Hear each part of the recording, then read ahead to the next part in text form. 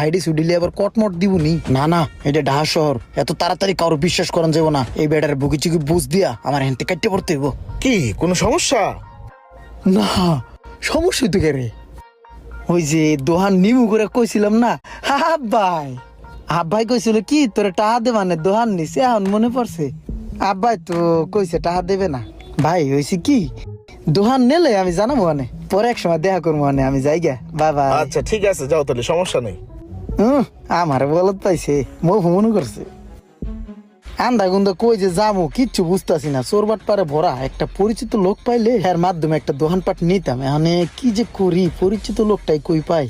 এই কয়টা মোবাইল যে রাখছি, কিন্তু এই মোবাইলটা তো কদিন হয়েছে ব্যস্তই পারতাছি না।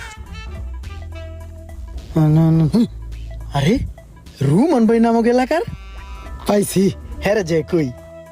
আরে রোহন ভাই, কি অবস্থা, ভালো আছেন? আর